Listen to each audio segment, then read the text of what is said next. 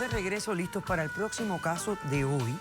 Vamos a recibirlo con esta cita del escritor británico Gilbert Keith Chesterton, que dice: quienes hablan contra la familia no saben lo que hacen, porque no saben lo que deshacen.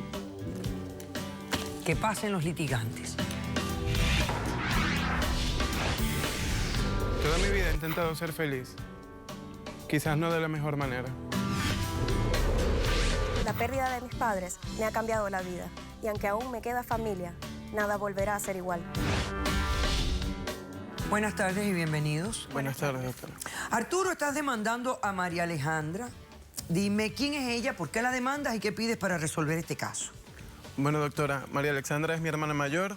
La estoy demandando por una cantidad de $10.000 porque es un dinero que yo le entregué a ella para que viniera a los Estados Unidos a tramitar mi asilo político, y es algo que nunca pasó. Porque tú lo decidiste así. Y ese dinero lo necesito porque ahora necesito esa cantidad de dinero para culminar mi tratamiento. ¿Tu tratamiento de qué? Sí. Bueno, doctora, primero que todo quiero decirle que yo soy gay. La loquita, la niña de la casa. No hagas eso, por favor. Primero... No lo hagas. No insultes a las personas por su orientación sexual frente a mí, no lo hagas. ¿Ok? Continúa.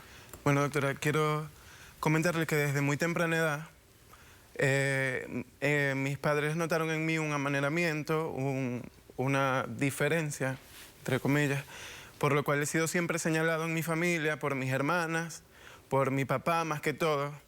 He debido soportar cantidad de cosas que no le puedo explicar. Mi papá me daba golpizas, mi papá me castigaba de maneras absurdas simplemente porque yo era amanerado. Me gritaba mamita, me daba cachetadas, me encerraba, no me dejaba comer. Cantidades de cosas, doctora, que yo tuve que soportar durante mi crecimiento. Cuando cumplo 12 años, llegó un momento donde después de tanta tortura, ya yo no aguantaba, pero yo no entendía todavía a esa edad lo que era decir yo soy homosexual. Claro. ¿Entiendes? Porque era algo que yo todavía era un niño, más que yo no salía de mi casa, yo siempre estaba ahí, ¿me entiendes? Entonces, cuando cumplo 12 años, después de tanta tortura, un día que él estaba y me decía, yo no soporté, y yo le grité, le dije, bueno, pero yo soy así, yo soy de esa manera, si yo no quiero jugar con carritos, no quiero jugar con carritos, pero no quiero que me obliguen a nada. Me encantaba una Barbie. Le dije, yo soy de esta manera y no me gustan las niñas, ¿cómo hago? Es algo que no está en mí, doctora. Mi papá en ese momento me dio una golpiza, doctora, una golpiza inimaginable, no se la puedo explicar. Él me tiró al piso, me rompió la ropa, doctora, me violó, enfrente de mis hermanas. Doctora, yo no podía hacer nada. ¿Te violó? Doctora, me violó. Me violó por castigo, me dijo, este es tu castigo para que le tengas asco a esa vida.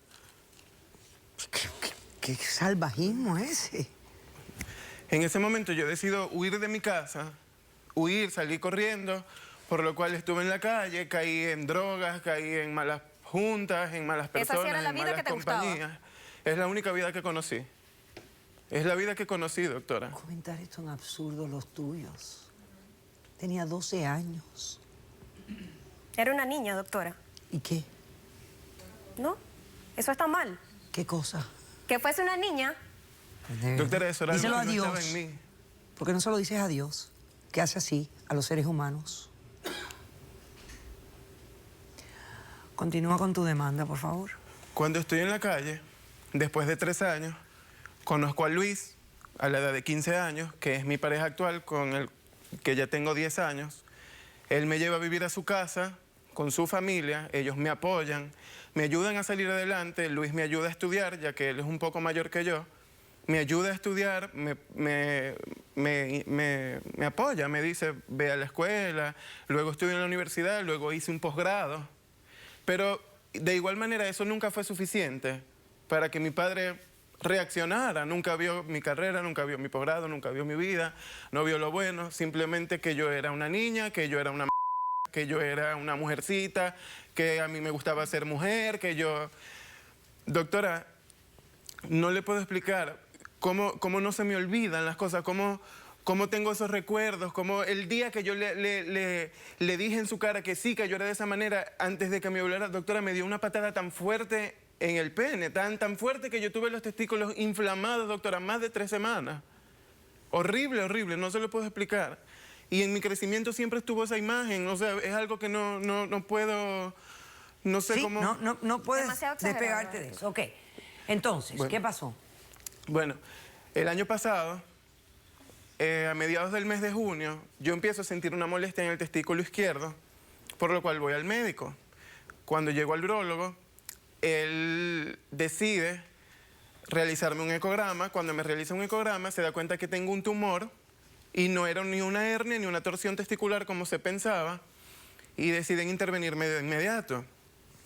Cuando me operan, que me sacan el tumor, eso lo envían a biopsia. Cuando llega el resultado de la biopsia, me dicen que es un tumor maligno, un coriocarcinoma embrionario. ¿Qué quiere decir esta palabra? Antes de entrar, yo le dejé a producción una serie de fotografías para que usted vea lo que fue este proceso fuerte para mí. Déjeme ver, señor director. Bueno, doctora, durante este proceso, que fue algo muy rudo, fue algo muy duro para mí, yo no le puedo explicar la cantidad de cosas que sentí, el miedo que tuve a deteriorarme, a perder a mi pareja, que fue mi apoyo siempre, doctora, miedo a todo, miedo a acostarme, a no despertarme. Miedo a todo. Yo sé. A todo, doctora. Aparte de eso... Disculpe. Está bien. Tenía tanto miedo. No podía dejar de pensar en Luis. No podía dejar de pensar en mi madre, que fue el único apoyo que tuve siempre, que me iba a ver escondida. Que ella siempre estuvo amenazada por mi padre. Ella me iba a ver escondida. Ella sufrió muchísimo mi enfermedad. Sufrió mucho porque no pudo hacer nada. Hizo hasta donde pudo, porque de verdad que yo sé que ella hizo hasta donde pudo. Ahora, ¿estás operado ya? Sí, ¿Estás recuperado? sí. ¿Estás en remisión? Sí, estoy.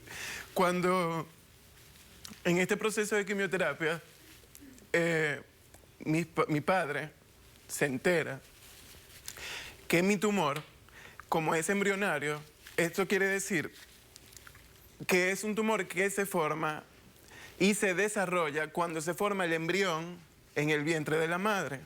¿Qué pasa? Es como decir un cáncer pasivo que se puede despertar al año, 2, 3, como no puede despertarse nunca, y se enteran por medio de unos marcadores tumorales que me realizan, que se llaman alfa-fetoproteína y deshidrogenasa láctica cuantitativa, la cantidad de tiempo y aproximadamente cuánto tenía con el cáncer activo en el cuerpo.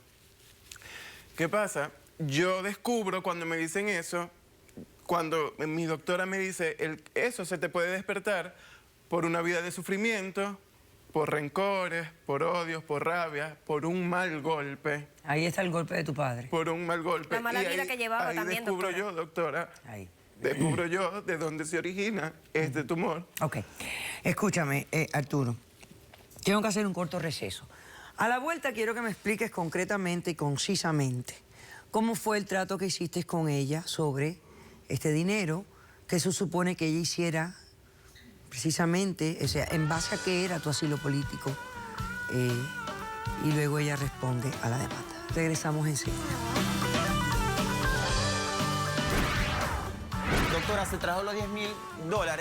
Eso no es un dinero ni de Arturo ni mucho menos tuyo. ¿Y tuyo tampoco?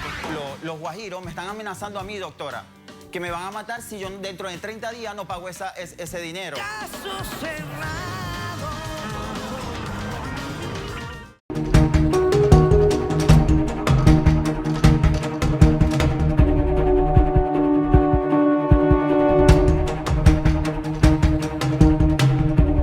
Y que es un abuelo postizo, yo ya no puedo seguir más con esta historia. Pero es lo mismo, él me cuidó desde que yo tengo 3 años, doctora. ¿Será que yo me estoy Aparte poniendo es- bruta?